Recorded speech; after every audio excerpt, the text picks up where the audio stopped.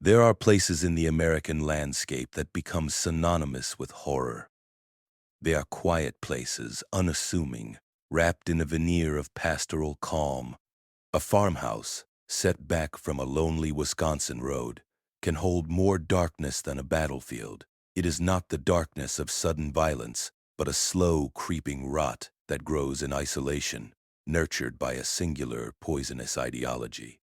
When the door to such a place is finally kicked open, the smell is the first thing that tells the story. It is a smell of decay and filth, of preserved flesh and stagnant air, the odor of a psychology that has completely collapsed. This is the story of such a house, and of the mind that furnished it. How does a man become a monster? Is the seed of evil planted at birth, a dark gene waiting for its moment, or is it watered daily, cultivated in the poisoned soil of a twisted upbringing? Can a mother's love, warped into a weapon of control and fanaticism, become the very tool that carves a monster from the flesh of her son? We look at the quiet face of Ed Gein, a shy, awkward man with a goofy smile, and we search for the fiend. We find nothing, and so we must look deeper, past the man and into the shadow that shaped him, the ghost that haunted his every waking thought, his mother, Augusta. The final accounting of Ed Gein's acts is a litany of the unthinkable: 2 confirmed murders, at least 9 desecrated graves, and a farmhouse filled with artifacts crafted from human remains, a museum of personal madness. For years he moved through the small town of Plainfield, Wisconsin, an object of mild pity and occasional ridicule, all while his home was becoming a charnel house. This is not just the story of a killer. It is the story of a mind systematically dismantled and then rebuilt in the terrifying image of its creator. A story of how the most profound horrors can incubate for decades, hidden behind a simple, unlocked door. The genesis of this nightmare began not in violence, but in devotion. Augusta Raj Gein was a woman forged in the harshest fires of 19th-century Lutheranism, a faith she wielded not as a comfort, but as a cudgel. She saw the world as a pit of sin, a cesspool of depravity, from which she had to shield her family. Her husband, George Gein, was the first and most immediate example of this worldly corruption. He was a weak man, an alcoholic tanner who drifted through life, incapable of holding a job or standing up to his wife's ferocious piety. Augusta held him in utter contempt, a feeling she made no effort to hide from their 2 sons, Henry and the younger Edward. For Augusta, men were weak, and women were the instruments of their downfall. She saw every woman, besides herself, as a vessel of temptation, a whore sent by Satan to lead men to damnation. This belief was the cornerstone of her existence, the central lesson she would drill into her sons with relentless, terrifying consistency. Every night she would open the family Bible and read to them, her voice a monotone of judgment. Her chosen passages were not of mercy or redemption, but of fire, blood, and retribution from the Old Testament. She was building a prison of scripture around her boys, and its walls were fear and shame.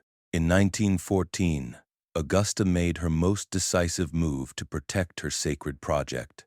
She sold the family's corner grocery store in La Crosse, Wisconsin, and purchased a desolate 160-acre farm outside the tiny, isolated town of Plainfield. The farm was a world unto itself, miles from the nearest neighbor, a fortress against the perceived moral contamination of society. Here, she could exercise total control. Here, she could raise her sons in a vacuum, filling their minds with only one voice, one truth, her own. The Gein farm was not chosen for its fertile soil. It was chosen for its isolation. It was a quarantine zone for the soul. Life on the farm was a monastic, joyless routine. The boys worked the land under the constant, watchful eye of their mother. They were forbidden from making friends. They were forbidden from leaving the farm except for school. Any attempt to connect with the outside world was met with Augusta's wrath. She taught them that all people outside their trinity were sinners, that all affection was rooted in lust, and that the only pure relationship was that between a mother and her sons. Ed, the younger and more pliable of the two, absorbed these lessons completely. He was a timid, socially awkward boy with strange, effeminate mannerisms and an unnerving habit of laughing at inappropriate moments, as if at a private joke no one else could understand. He worshipped his mother. He feared her. He saw her as a divine authority, the sole arbiter of right and wrong. The enabling conditions for the horror to come were now perfectly aligned. The physical isolation of the farm was compounded by a profound psychological isolation. The community of Plainfield saw the Geins as strange, certainly, but harmless. They were the reclusive family on the edge of town, a local curiosity. Augusta's fanaticism, George's drinking, the boys' awkwardness, it was all just part of the local color. No one saw the pressure building inside the farmhouse. No one recognized the systematic psychological torture for what it was.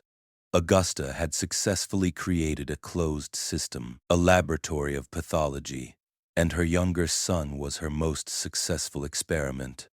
The world looked away, not out of malice, but out of a simple, fatal lack of curiosity. The first fractures in this tightly controlled world came not from rebellion, but from attrition. George Gein, broken by years of alcohol abuse and his wife's contempt, died of heart failure in 1940. His death removed a buffer, however ineffectual, leaving Henry and Ed entirely at their mother's mercy. Henry, the older brother, had begun to develop a sliver of independence. He started to question Augusta's worldview, sometimes speaking of her in front of Ed with a startling lack of reverence. He was concerned for his younger brother, for his strange, unhealthy attachment to their mother. He represented a threat to Augusta's perfect control. In May of 1944, that threat was extinguished. A marsh fire broke out on the Gein property. Ed and Henry went out to fight it, but became separated in the smoke. Later that evening, Ed reported his brother missing. When a search party arrived, Ed was able to lead them directly to Henry's body, lying face down in an unburned section of the field. The coroner noted that Henry had bruises on his head, but officially listed the cause of death as asphyxiation from the fire. No investigation was conducted. The death was ruled an accident. Ed was now 38 years old, and he was finally completely alone with his mother. For the next year and a half, Ed cared for Augusta as her health failed. A stroke left her partially paralyzed, and he became her devoted nurse, her hands and feet. This period was likely the closest he ever felt to her, a time of total, suffocating intimacy. When she died on December 29, 1945, the central pillar of Ed's universe collapsed. The voice that had guided his every thought, the presence that had defined the very boundaries of his reality, was gone.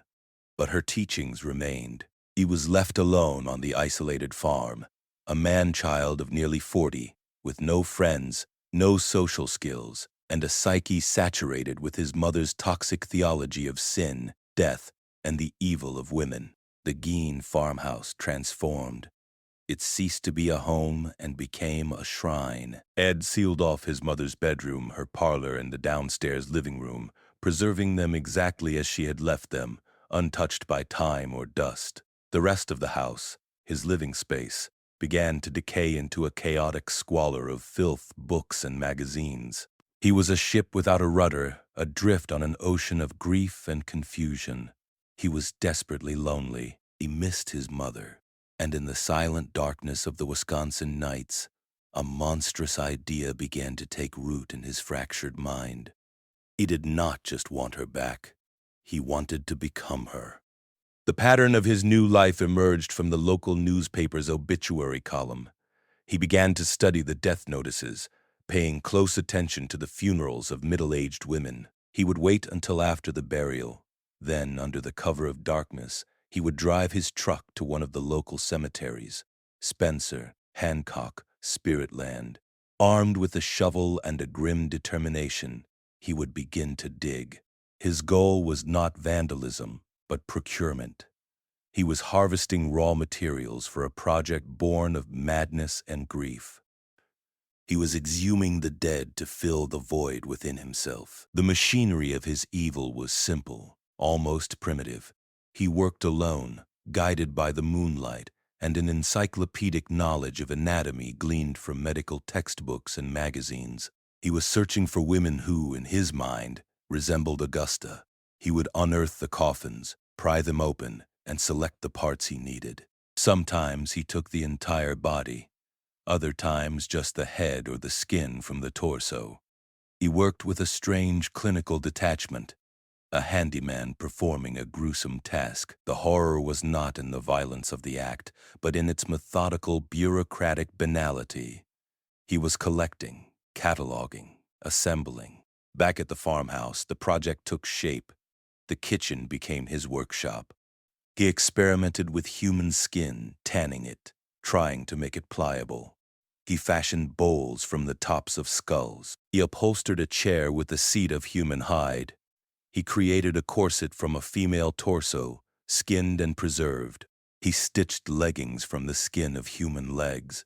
Most horrifyingly, he crafted masks from the preserved faces of the dead women, which he would sometimes wear, peering out through their eye holes.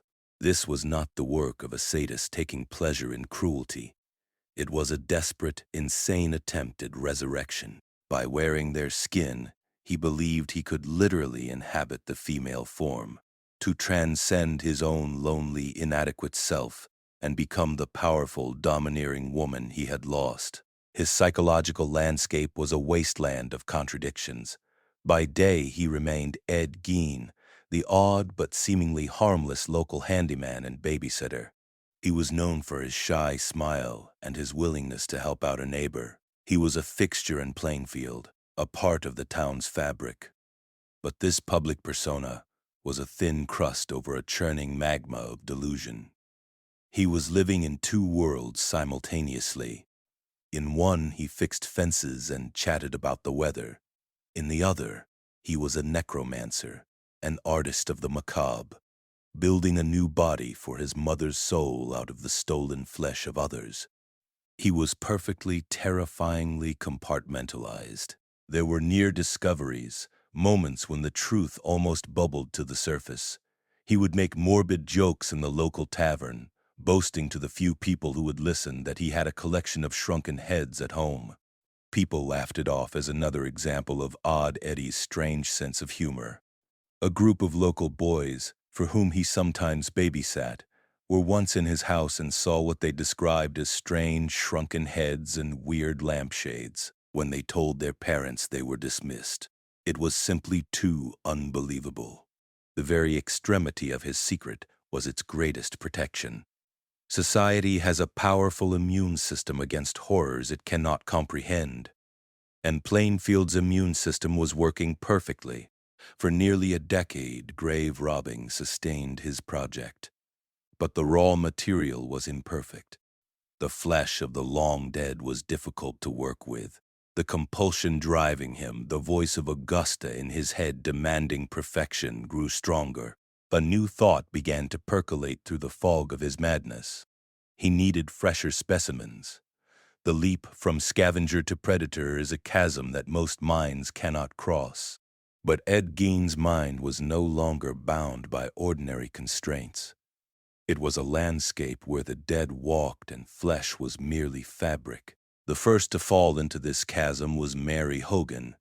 She was the 51-year-old owner of a local tavern, a boisterous and well-liked woman who was, in many ways, the polar opposite of the pious Augusta. On December 8, 1954, she vanished from her tavern in the middle of the day. Investigators found a pool of blood on the floor and a spent .32 caliber cartridge case. Her body was never found. The case went cold. A disturbing but isolated mystery in the quiet life of Waushara County. Ed Gein had been a customer at her tavern. He had joked with her, and then he had killed her, shooting her with a pistol and taking her body back to his farmhouse workshop. The invisible victims of Ed Gein are few in number, but vast in their symbolic horror. Mary Hogan was not just a statistic. She was a vibrant personality, a woman known for her hearty laugh and coarse jokes. Bernice Worden, who would follow 3 years later, was a 58-year-old widow who ran the town hardware store. She was a grandmother, a respected business owner, a central figure in the life of Plainfield. They were chosen not for who they were, but for what they were. Sources of fresh material for Ed's insane project. Their lives, their dreams, their connections to the community were extinguished and repurposed to serve the delusion of a man haunted by his mother's ghost. Society, in the form of Plainfield, continued to look away. Ed Gein was still just Ed Gein. He plowed snow for people in the winter. He did odd jobs. He was a part of the town. His social camouflage was perfect because it was genuine. He was not faking normalcy. He simply existed in two separate realities, and the one he showed the world was the only one they were capable of seeing. The disappearance of Mary Hogan was a shock, but no one connected it to the quiet man who lived on the old Gein farm. The idea was simply too monstrous to entertain. Evil, they assumed, would look like evil. It would not look like Ed. The zenith of his horror was also the beginning of his end. On the morning of November 16, 1957, Bernice Worden disappeared from her hardware store. The day was cold, the start of hunting season in Wisconsin. Her son, Frank Worden, was also a deputy sheriff. When he returned to the store that evening and found it empty, with the cash register missing and a trail of blood leading out the back door, he knew immediately that this was not a simple robbery. An external pressure born of love and duty was now being applied to Gein's secret world. Gein, in his insulated reality, had grown careless. His internal pressures, the compulsion, the overconfidence born of years of undetected activity, had led him to make a fatal error. He had been in the hardware store that morning. He had purchased a gallon of antifreeze, and in the store's ledger, investigators found the last sales slip Bernice Worden had ever written. It was for 1 gallon of antifreeze, made out to Ed Gein. That single slip of paper was the breakthrough. It was the thread that, when pulled, would unravel the entire tapestry of horror. Frank Worden recalled that Gein had been in the store the previous week, asking if Frank would be going hunting on the 16th. He had been casing the store, planning his attack. Other townspeople remembered seeing Gein's truck parked behind the hardware store around the time of the disappearance. The disparate, harmless facts about Odd Eddie began to coalesce into a sinister pattern. Sheriff Art Schlee, armed with the sales slip and the witness accounts, made the decision to drive out to the Gein farm. He was not yet expecting a house of horrors. He was simply going to talk to a person of interest. The revelation came with the opening of a door, as Sheriff Schley and Captain Lloyd Shephoster entered a lean-to summer kitchen attached to the main farmhouse. Their flashlights cut through the darkness and the filth. The first thing they encountered was the smell, a thick, coppery, gamey stench that defied description. Then their beams found the source. Hanging upside down from the rafters was a naked human corpse, decapitated and gutted, dressed out like a deer. It was the body of Bernice Worden. In that single, sickening moment, the reality of Ed Gein was laid bare. The goofy, harmless handyman was gone forever, replaced by the butcher of Plainfield. The accounting that followed was a descent into a uniquely American hell. As investigators, hardened men who thought they had seen everything moved through the house. They began to catalog the artifacts of Gein's obsession. They found the 9 preserved human faces, peeled from their skulls and treated like hunting trophies. They found the skull-cap bowls, the chair upholstered in human skin, the lampshade made from a face. They found a box of preserved female genitalia, a belt made of human nipples, the skin suit corset, and amidst this charnel house workshop, they found the pristine sealed-off rooms of his mother, a perfect sanctuary of lace and order in the heart of chaos.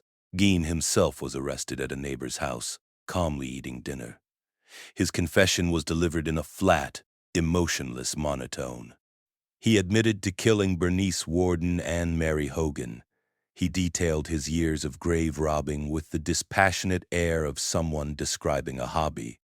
He explained his desire to become a woman, to crawl inside his mother's skin. There was no remorse, no understanding of the horror of his actions. He was a man explaining the logic of a world that only he inhabited. The investigators listened, their own sanity fraying at the edges, as they wrote down the mundane details of an epic of desecration. The legal reckoning was complex. In January 1958, Gein was found mentally incompetent to stand trial. He could not comprehend the proceedings. He was living in a world of his own making. He was committed to the Central State Hospital for the criminally insane. For 10 years, he was a model patient, quiet, polite, and cooperative. By 1968, psychiatrists deemed him sane enough to stand trial. He was tried for the murder of Bernice Worden, found guilty, but simultaneously declared not guilty by reason of insanity. He was returned to mental institutions, where he would spend the rest of his life, dying of respiratory failure in 1984. The verdict felt inadequate, a legalistic footnote to a story that defied legal or psychiatric categorization. The aftermath for the survivors and families was a life sentence of a different kind. The Worden and Hogan families were left to grapple with the brutal, bizarre nature of their loved ones' deaths. The families whose relatives' graves had been violated were plunged into a unique form of grief and horror. The town of Plainfield itself became a pariah, a tourist destination for the morbidly curious. For decades, its residents had to endure the stigma, the whispers, the label of being Ed Gein's hometown. They were victims too, their peace of mind stolen and replaced with a dark, unwanted fame. There were no real cover-ups, only a desperate collective effort to forget.